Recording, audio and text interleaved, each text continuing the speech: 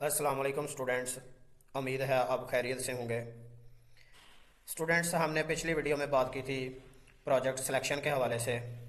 उसमें हमने मुकम्मल तरीक़ेकार और इम्पोर्टेंट गाइडलाइन से आप लोगों को आगाह किया था। इस वीडियो में हम बात करने जा रहे हैं प्रोजेक्ट ग्रुपिंग के हवाले से। प्रोजेक्ट सिलेक्शन के बाद फौरी तौर पे प्रोजेक्ट ग्रुपिंग शुरू हो जाती है। प्रोजेक्ट ग्रुपिंग के लिए आपने चंद चीज़ें नोट फरमा लेनी है। सबसे पहले CS619 असाइनमेंट सेक्शन में आपने जाना है। वहाँ पर आपको अपने प्रोजेक्ट के रिलेटेड स्टूडेंट्स की लिस्ट देखने को मिलेगी।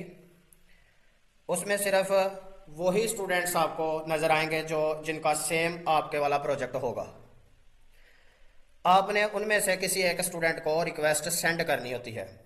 याद रखें कि दो लोग एक ग्रुप में होते हैं। एक बंदे ने रिक्वेस्ट सेंड करनी है, इनविटेशन सेंड करना है, और दूसरे बंदे ने उसे एक्सेप्ट करना होता है। तो आपने रिक्वेस्ट बस उसी स्टूडेंट को सेंड करनी है जिसे आप जानते हो फिजिकली, वो आपके करीब भी पढ़ता हो, क्योंकि आप दोनों ने मिलकर प्रोजेक्ट बनाना होता है। तो बेहतर होता है कि आप लोगों की लोकेशन जो है ना वो सेम होनी चाहिए, एक ही सिटी से आप लोग बिलोंग करते हो। अननोन पर्सन के साथ आपने ग्रुपिंग नहीं बनानी। यहाँ पर एक बात ये भी नोट करें कि वाइवास जब आपके होते हैं तो उसमें प्रोटोटाइप फेज वाइवा जो तीसरी असाइनमेंट के बाद होता है, वो तो आप लोगों के कैंपस में या घर में होम बेस्ड वाइवा होता है। वो कहीं पे भी बैठ के आप लोग वाइवा में अपीयर हो सकते हैं, ऑनलाइन वाइवा होना होता है। लेकिन आखिरी वाइवा जो कि चौथी असाइनमेंट के बाद फाइनल वाइवा जिसे हम कहते हैं, वो किसी एक सेंटर पे, VU के किसी एक सेंटर पे जाके वो वाइवा होना होता है।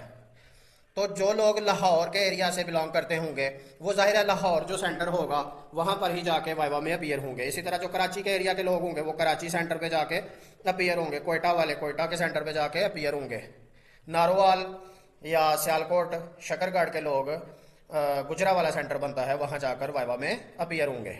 तो इस तरह आपने ये ज़रूर ख्याल रखना है कि आप लोग किसी एक सेम एरिया से ही बिलोंग करते हों और फिजिकली एक दूसरे को जानते भी हों, ताकि आप प्रोजेक्ट पे मिलकर डिस्कशन कर सकें, प्रोजेक्ट असाइनमेंट्स खुद बना सकें। तो चलें जी, चलते हैं गाइडलाइन की तरफ। यहाँ पर सबसे पहले मैं एक बात आप लोगों को नोट करवाना चाहूँगा कि प्रोजेक्ट सुपरवाइज़र या CS619 वाले जो हैं वो प्रोजेक्ट ग्रुपिंग ड्यू डेट गुजरने से पहले पहले आप लोगों की ग्रुपिंग में किसी किस्म की मॉडिफिकेशन नहीं कर सकते। जब ड्यू डेट गुजर जाएगी तो उसके बाद वो मॉडिफिकेशन आपके कहने पे करेंगे।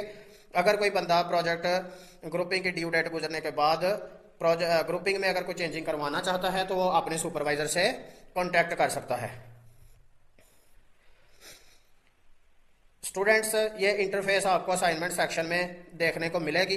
प्रोजेक्ट सिलेक्शन की डेट गुजरने के बाद यहाँ पर आपको एक लिस्ट आपके रिलेटेड जो प्रोजेक्ट आपका ही जो सेम प्रोजेक्ट है उसके रिलेटेड जितने भी स्टूडेंट्स होंगे उनकी लिस्ट यहाँ पे आपको देखने को मिलेगी। आपने इसमें से किसी एक स्टूडेंट को जो है वो रिक्वेस्ट या इन्विटेशन भेजना होता है, उस स्टूडेंट को जिसे आप जानते हैं और जो आपके साथ ग्रुपिंग पे एग्री हो गया हुआ है। आपने किसी ना किसी स्टूडेंट से बात कर लेनी है कि भाई हम दोनों एक सेम प्रोजेक्ट पे काम करना चाहते हैं, आपका भी प्रोजेक्ट सेम है, तो क्या आप मेरे साथ ग्रुपिंग करने के लिए एग्री हैं? अगर वो बंदा एग्री होता है तो उसे आपने इनविटेशन सेंड करना है।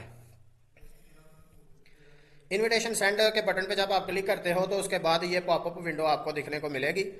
ये कंफर्मेशन ली जाती है कि क्या आप वाकई ही इस बंदे को इन्विटेशन सेंड करना चाहते हैं। तो ओके पे आप क्लिक करते हो, आपको ये स्क्रीन देखने को मिलेगी, ग्रुप रिक्वेस्ट सेंट सक्सेसफुली। इसका मतलब है कि आपके प्रोजेक्ट ग्रुपिंग के लिए रिक्वेस्ट या इनविटेशन आपके साथी को सेंड हो गया हुआ है। स्टूडेंट्स, यहाँ पे एक बात नोट फरमाएं कि आपने रिक्वेस्ट एक्सेप्ट बस उसी की करनी है जो जिससे आपकी प्रोजेक्ट ग्रुपिंग के हवाले से बात हो चुकी है और वो साथी आपके साथ एक प्रोजेक्ट पे ग्रुपिंग में वर्क करने के लिए राजी है। इसके अलावा जितनी भी रिक्वेस्ट आप लोगों को अपने LMS इंटरफेस पे दिखने को मिलेंगी उन सबको आपने रिजेक्ट कर देना है और सिर्फ एक रिक्वेस्ट एक्सेप्ट करनी है, और ये काम बड़ा आपने केयरफुली करना होता है। दूसरा स्टूडेंट जो आपका साथी है जिसे आपने रिक्वेस्ट सेंड की है वो अपना LMS लॉगिन करेगा, CS619 असाइनमेंट सेक्शन में जाएगा तो उसको वहाँ पर ये स्क्रीन देखने को मिलेगी। यहाँ पे एक या एक से ज़्यादा रिक्वेस्ट हो सकती हैं, तो उसने बस वही रिक्वेस्ट एक्सेप्ट करनी है जिस स्टूडेंट के साथ उसकी बात हो गई हुई है। तो वहाँ पे उसको उसका नेम, कैंपस, स्टूडेंट आईडी वगैरह सब लिस्ट पे देखने को मिलेगा। उसने अच्छे से वेरिफिकेशन करके एक्सेप्ट पे क्लिक करके उस अपने साथी के साथ ग्रुपिंग कर लेनी है। और बाकी इसके अलावा जितनी भी रिक्वेस्ट यहाँ पे अपीयर होंगी उन सबको रिजेक्ट कर देना है। स्टूडेंट्स, हम पिछले 10 साल से मुख्तलिफ यूनिवर्सिटीज़ के प्रोजेक्ट्स पे काम कर रहे हैं, फाइनल ईयर प्रोजेक्ट्स स्टूडेंट्स के। तो हमारी स्ट्रेटेजी कुछ इस तरह से होती है कि हम स्टूडेंट को पहले दिन से ही वाइवा प्रिपरेशन शुरू करवा देते हैं। स्टूडेंट के प्रोजेक्ट के रिलेटेड जो जितनी भी लैंग्वेजेस होती हैं वो स्टूडेंट्स को प्रैक्टिकली प्रैक्टिस करवाना शुरू कर देते हैं पहले दिन से ही, ताकि स्टूडेंट जब वाइवा में अपीयर हो तो सुपरवाइज़र इस बात पे एग्री करने पे मजबूर हो जाए कि वाकई ही स्टूडेंट ने खुद इस पे काम किया होता है। तो हमारी स्ट्रेटेजी के मुताबिक स्टूडेंट को काम भी करना आ जाता है और उसके वाइवास भी अच्छे रिजल्ट के साथ क्लियर हो जाते हैं। तो जो लोग हमसे प्रोजेक्ट बनवाना चाहते हैं या गाइडलाइन वगैरह लेना चाहते हैं वो हमसे हमारे इस व्हाट्सएप नंबर पे या हमारी ईमेल आईडी पे हमसे रब्ता कर सकते हैं। Thank you. अल्लाह हाफिज़।